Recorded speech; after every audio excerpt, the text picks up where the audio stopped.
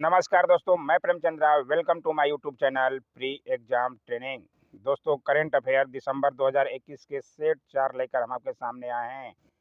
बहुत अच्छे आज भी सवाल हैं। जो लोग भी कंपटीशन की तैयारी कर रहे हैं ज़रूर देखें पूरा वीडियो। लाइक तो बनता ही है दोस्तों। जो लोग नए हैं चैनल को सब्सक्राइब कर लीजिएगा। अच्छे अच्छे सवाल मिलेंगे आपको। आपकी तैयारी में चार चांद लगाने के लिए बहुत मेहनत किया जा रहा है। आप भी थोड़ा सा कीजिए, लाइक तो ज़रूर किया कीजिए। आइए देखें आज का पहला सवाल। हाल ही में चीफ ऑफ स्टाफ कमेटी के चेयरमैन का पदभार निम्न में से किसने संभाल लिया है? बहुत ही अच्छा सवाल है। सीडीएस बिपिन रावत की मृत्यु के बाद कौन संभाले हैं उनका पद? संभालने वाले हैं जनरल एम नरवणे। नाम जरूर ध्यान रखिएगा। बहुत अच्छा सवाल ये बन सकता है, आपके एग्जाम में जरूर देखने को मिलेगा दोस्तों। पूरा डिटेल में चलते हैं। थल सेना प्रमुख जनरल नरवणे ने हाल ही में चीफ ऑफ स्टाफ कमेटी के चेयरमैन का पदभार संभाल लिया है। आपको बता दें कि सीडीएस जनरल बिपिन रावत के निधन के बाद से यह पद खाली हो गया है। सीडीएस पद के गठन से पहले आमतौर पर तीनों सेनाओं के प्रमुखों में से सबसे वरिष्ठ को चीफ ऑफ स्टाफ कमेटी के अध्यक्ष का पदभार सौंपा जाता है। जरूर ध्यान रखिएगा। आइए देखें अगला सवाल। सारे अच्छे सवाल हैं, पूरा वीडियो जरूर देखिए।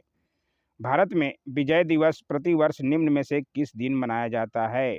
विजय दिवस मनाया जाता है, लेकिन किस उपलक्ष्य में और किस दिन मनाया जाता है? बहुत अच्छा ये भी सवाल है। विजय दिवस जो है 16 दिसंबर को मनाया जाता है। जरूर ध्यान रखिएगा।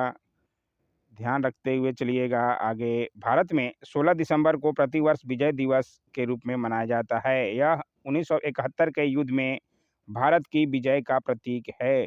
भारत और पाकिस्तान के बीच 1971 का युद्ध दो मोर्चों पर लड़ा गया था। इस युद्ध की शुरुआत 3 दिसंबर 1971 को ही थी।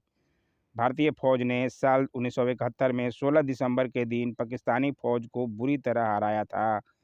इस युद्ध के दौरान 93,000 पाकिस्तानी सेना के जवानों ने आत्मसमर्पण किया था। 16 दिसंबर को ही विजय दिवस मनाया जाता है, इसी के उपलक्ष्य में। आइए देखें अगला सवाल। मेट्रो मैन के नाम से पहचाने जाने वाले निम्न में से किस शख्स ने राजनीति से संन्यास लेने की घोषणा की है? मेट्रो मैन के नाम से कौन जाने जाते हैं, ये भी जानना आपको जरूरी होगा। ये हैं ई श्रीधरन। नाम जरूर ध्यान रखिएगा, ई श्रीधरन। आइए डिटेल में दिखा दें। केरल में बीजेपी के मुख्यमंत्री पद के दावेदार के रूप में पेश किए गए मेट्रो मैन ई श्रीधरन ने सक्रिय राजनीति से संन्यास की घोषणा कर दी है। हालांकि उन्होंने कहा है कि वे बीजेपी के साथ बने रहेंगे। ई श्रीधरन भारत के एक प्रख्यात सिविल इंजीनियर हैं। वे 1995 से 2012 तक दिल्ली मेट्रो के निदेशक रहे। उन्हें भारत के मेट्रो मैन के रूप में भी जाना जाता है। जरूर नोट करते हुए चलिएगा इस लाइन को। मेट्रो मैन के रूप में जाना जाता है किनको? ई श्रीधरन को। भारत सरकार ने उन्हें साल 2001 में पद्मश्री और साल 2008 में पद्म विभूषण से भी सम्मानित किया, इसलिए जरूर ध्यान रखिएगा। आइए देखें अगला सवाल। हाल ही में किस खिलाड़ी ने अबू धाबी ग्रांड प्रीमियम में लुइस हैमिल्टन को पीछे छोड़ते हुए अपना पहला फार्मूला 1 खिताब जीत लिया है? बहुत ही इम्पोर्टेंट सवाल है। किसने जीत लिया है? क्योंकि पहले बहुत दिन से लुइस हैमिल्टन ही थे फार्मूला 1 के चैंपियन, सब लोगों को शायद पता होगा, लेकिन उनको पीछे छोड़े हैं। तो ये सवाल जो है बहुत बहुत इम्पोर्टेंट हो जाता है आपको जानने के लिए, इसलिए ज़रूर नाम उनका नोट करते हुए चलिएगा। इनका नाम है मैक्स वर्स्टेपेन। ये सवाल आपको ज़रूर देखने को मिलेगा दोस्तों। आइए डिटेल में दिखा दें।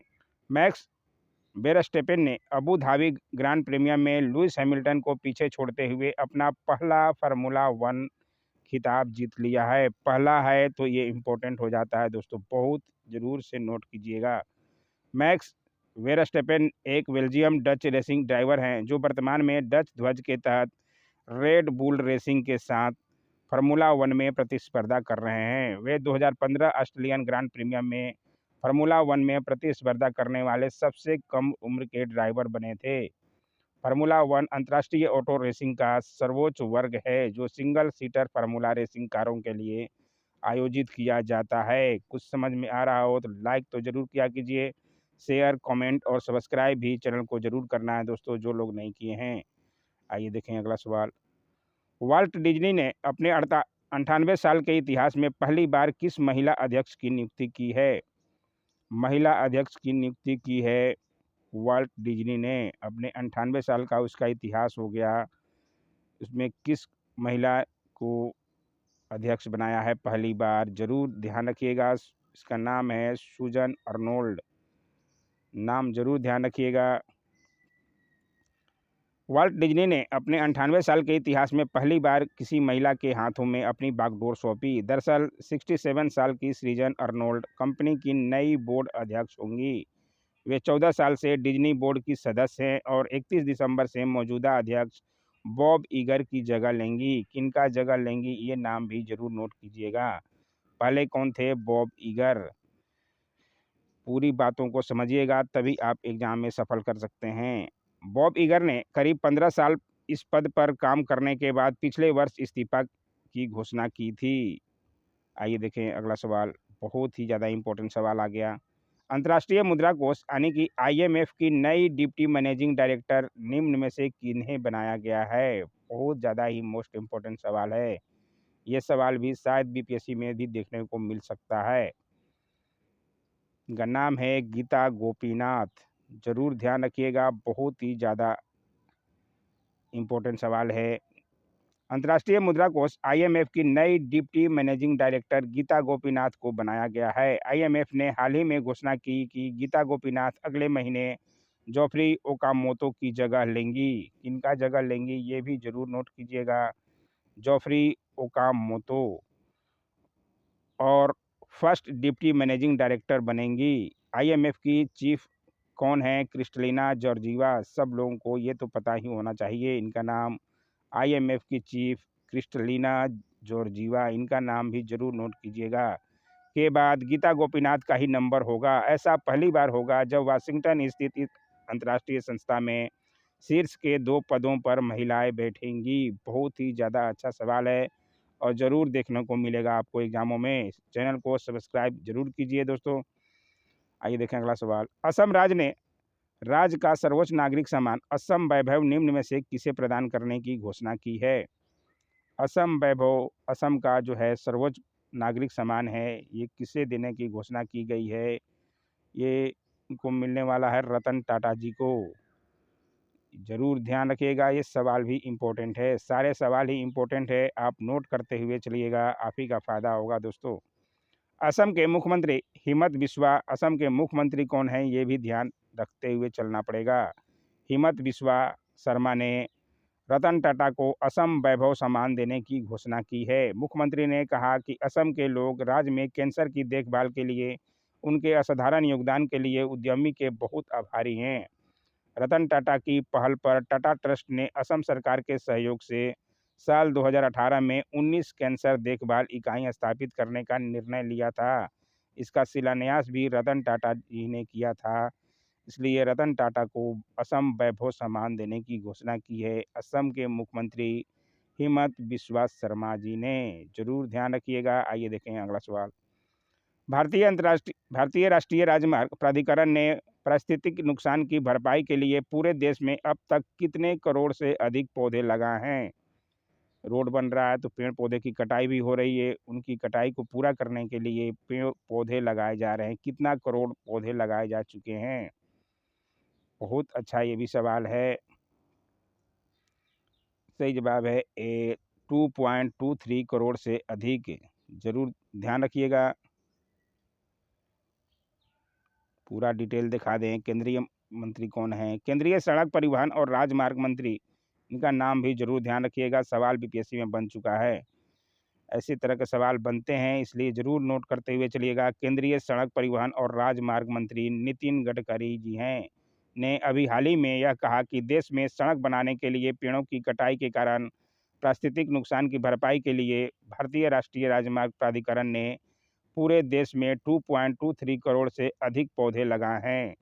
नितिन गडकरी जी ने राज्यसभा को दिए एक लिखित उत्तर में यह कहा कि वर्ष 2017 से NHAI द्वारा लगाए गए पौधों की कुल संख्या 2.23 करोड़ है। उन्होंने यह भी कहा कि NHAI ने यह सुनिश्चित किया है कि मौजूदा राष्ट्रीय राजमार्गों को चौड़ा करने के लिए कम से कम पेड़ों की कटाई की जाए। आप ज़रूर टेलीग्राम ज्वाइन कीजिए, वहाँ फ्री का PDF दिया जाता है दोस्तों। वीडियो भी देखिए, PDF भी लीजिए, फ्री का कोई पैसा नहीं लगता है यहाँ पे, इसलिए चैनल को सब्सक्राइब कर लीजिए, आप ही का फ़ायदा होगा। भारत G20 टोरिका में शामिल हुआ है।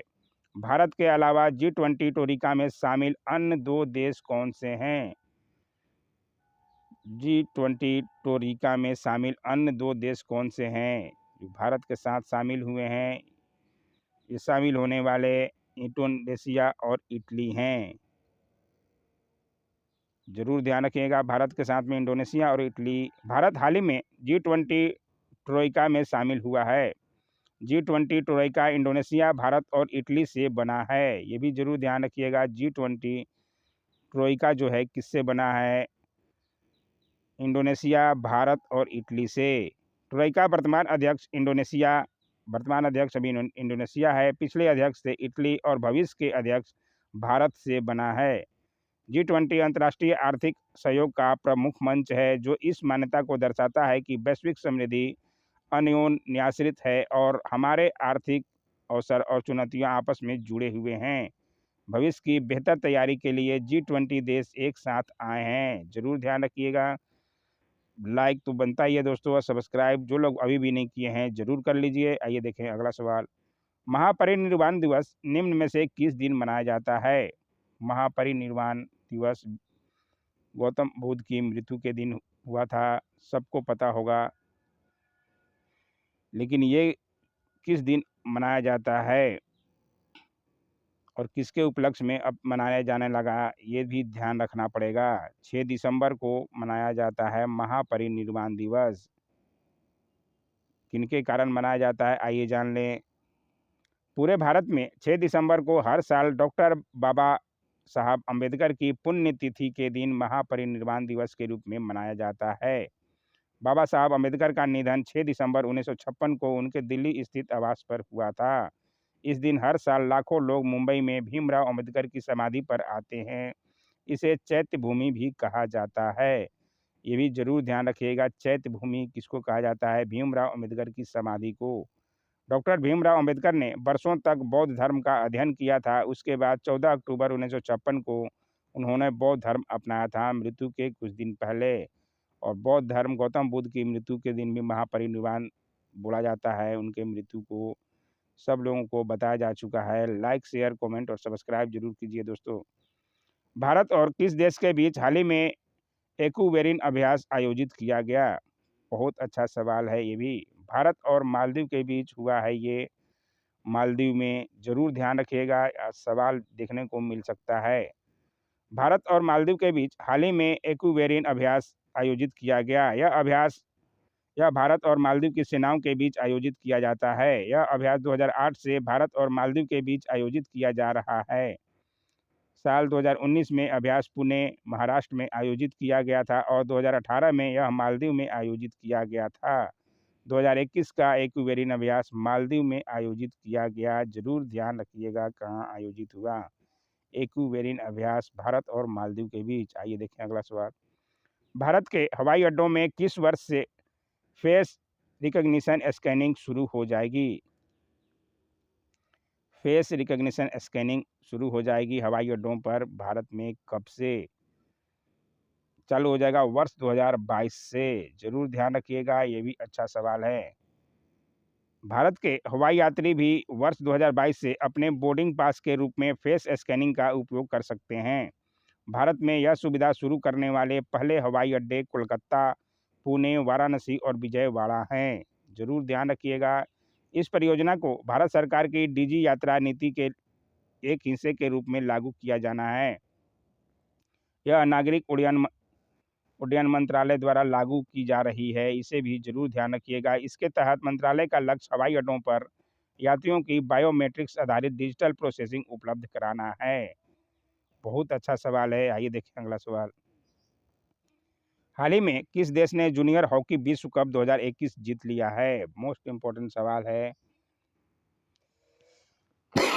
सॉरी जूनियर हॉकी विश्व कप 2021 किस देश ने जीता है? जीतने वाले हैं अर्जेंटीना 2021 के जूनियर हॉकी विश्व कप।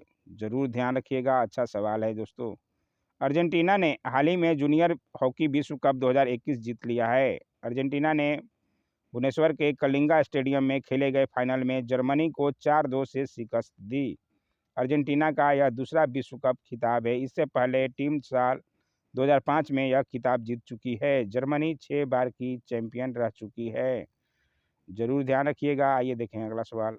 केंद्र सरकार ने किस राज्य में रूस के सहयोग से 5 लाख AK-203 असॉल्ट राइफलों के निर्माण को मंजूरी दी है? बहुत ज़्यादा न्यूज में छाया हुआ था, ये जानना जरूरी है। बहुत अच्छा सवाल है। AK-203 असॉल्ट राइफलों का निर्माण किया जा रहा है। रूस के सहयोग से भारत में 5 लाख बनाने की अनुमति मिल गई है। ये हुआ है पंजाब में। न्यूज़ देखते होंगे तो ज़रूर जानते होंगे ये सवालों को। ये उत्तर प्रदेश में पड़ता है, पंजाब में नहीं, अमेठी। उत्तर प्रदेश स्थित अमेठी के कोरबा में रूस के सहयोग से 300 मीटर तक लक्ष्य भेदने में सक्षम 5 लाख AK-203 असॉल्ट राइफलों का निर्माण किया जाएगा। केंद्र सरकार ने इसके निर्माण की योजना को मंजूरी दे दी है। बहुत ज़्यादा न्यूज़ में छाया था, इसलिए ज़रूर ध्यान रखिए। पंजाब नहीं, उत्तर प्रदेश में पड़ता है। अन्य राइफलों के मुकाबले वजन में हल्की होने के साथ साथ AK-203 चलाने में भी आसान है। ये 3 दशक से ज़्यादा समय से पुरानी इंसास राइफल की जगह लेगी। इस सौदे के तहत 5 लाख राइफलों का निर्माण भारत में होगा। जरूर ध्यान रखिएगा। ये देखें आज का आखिरी सवाल। ये सवाल भी बहुत अच्छा है। अभी हाल ही में किस देश के प्रधानमंत्री ने अमेरिका से ईरान के साथ परमाणु वार्ता रोकने की अपील की है? बहुत ज़्यादा इम्पोर्टेंट सवाल है। ये करने वाले हैं इजराइल के प्रधानमंत्री ने अमेरिका से ईरान के साथ परमाणु वार्ता रोकने की अपील की है। जरूर ध्यान रखिए, बहुत अच्छा सवाल है। इजराइल ने ईरान पर उन्नत सेफ्टी फ्यूज के साथ यूरेनियम को समृद्ध करना शुरू करने का आरोप लगाते हुए संयुक्त राज्य अमेरिका से ईरान के साथ परमाणु वार्ता तुरंत रोकने का आग्रह किया था। लाइक, शेयर, कमेंट और सब्सक्राइब जरूर कीजिएगा दोस्तों। आज का वीडियो कैसा लगा जरूर कमेंट किया कीजिए। Don't forget to like, share, comment and subscribe my YouTube channel. Thanks for watching my YouTube channel.